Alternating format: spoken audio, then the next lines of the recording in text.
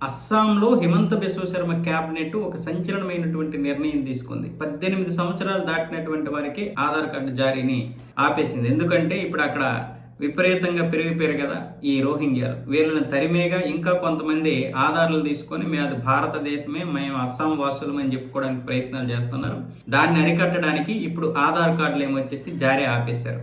ఎందుకు అంటే ఇక్కడ ప్రతి ఒక్కడు 100 రూపాయలకి, 1000 రూపాయలకి, 5000కి, 10,000కి ఆధార్ కార్డులు సృష్టించేస్తున్నారు అక్కడే కాదు, పశ్చిమ బెంగాల్ మొత్తం అదంతా అంతే. భారతదేశంలో ఆధార్ కార్డు అనేది ఇప్పుడు చాలా ఈజీ అయిపోయింది ఒక్కొక్కడికి. సో ఇలాంటి పరిస్థితుల్లో దీన్ని అరికట్టడం కోసం ఇప్పుడు రోహింగ్యాల దగ్గర వీళ్ళేం చేస్తారు, ఇక్కడ ఉన్న ఏజెంట్లు 5,000, 10,000, 20,000, 30,000 వరకు తీసుకుంటున్నారు. తీసుకొని వాళ్ళకి కావాల్సినటువంటి ఆధార్ కార్డు, ఓటర్ కార్డులు జారీ చేసేస్తున్నారు వీళ్ళే.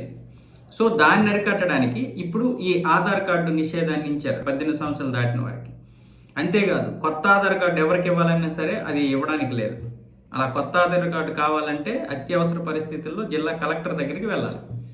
అంటే ఇప్పుడు ఏజెంట్లు వచ్చి మాకు ఆధార్ కార్డు కావాలంటే జారీ అవ్వదు, దాన్ని ఆపేశారు. కాబట్టి ఇక ఏజెంట్లు కానీ లేదా మీ సేవ వాళ్ళు కానీ లేకపోతే ఇంకెవరైనా సరే వ్యవస్థలో పనిచేస్తున్నటువంటి వారు ఎవరికి ఇప్పుడు వీలు కాదు. మరి మన వాళ్ళ పరిస్థితి ఏంటి? మరి కొత్తగా మన భారతదేశానికి చెందినటువంటి అస్సాం నిజమైనటువంటి వాసులు 18 సంవత్సరాలు దాటితే మరి వాళ్ళకి ఏంటంటే వాళ్ళకు ఒక ప్రొసీజర్ పెడుతున్నారు.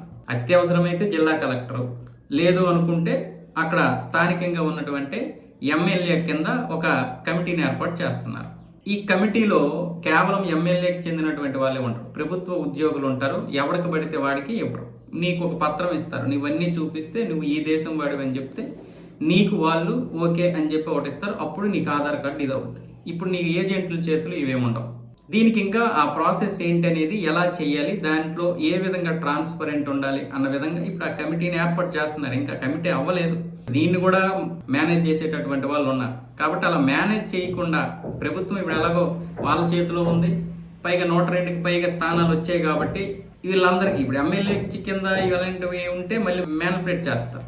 అలా కాకుండా మ్యానిపులేట్ చేయకుండా నిజమైన వ్యక్తికి ఆధారం జారీ చేసే విధంగా ఇప్పుడు అస్సాం ప్రభుత్వం నిర్ణయాలు తీసుకుంటుంది. కానీ ప్రస్తుతానికైతే 18 సంవత్సరాలు దాటిన వారికే కాదు, కొత్తగా ఎవరికి కావాలన్నా ఆధార్ కార్డు క్లోజ్.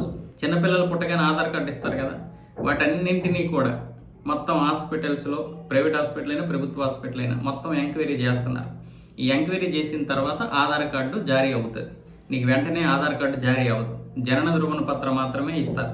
వాళ్ళు ఎవరు, ఎక్కడి నుండి వచ్చారు, ఇవన్నీ చూపించిన తర్వాత ఆధార్ కార్డు జారీ చేస్తున్నారు. ఇలాంటివి కఠినంగా చేయకపోతే ఇంకా ఈ వెధవలు వచ్చి మన మీద ఎక్కుతూ ఉంటారు. అయితే ఇప్పుడు ప్రస్తుతానికి అస్సాము, పశ్చిమ బెంగాల్, మణిపూరు ఈ రాష్ట్రాలన్నీ కూడా విపరీతంగా ఇబ్బంది పడుతున్నాయి. జార్ఖండ్ చేయి దాటిపోయినట్లే లెక్క.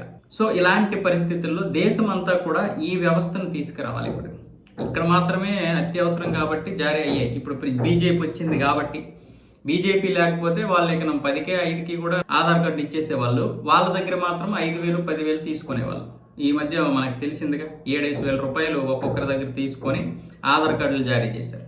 ఇంకా ఆ టీఎంసీ ఆఫీసులోనైతే కొన్ని వేల ఆధార్ కార్డులు ఉన్నాయి. అక్కడ కొన్ని వేల ఆధార్ కార్డులు, ఓటర్ కార్డులు ఉన్నాయి, కుప్పలు ఉన్నాయి. అంటే ఎంతమందికి జారీ చేద్దామని చూశారు, ఎంతమందికి జారీ చేసేసారు. ఆధార్ కార్డులు ఉన్నాయంటే జారీ చేసింది. ఇక ఓట్లు వేయడానికి అంత సిద్ధంగా ఉన్నారు వాళ్ళు. సరిగ్గా ఈలోగా ఎస్ఐఆర్ నిర్వహించి మొత్తం వాళ్ళ కాళ్ళు చేతులు ఎరగొట్టేశారు.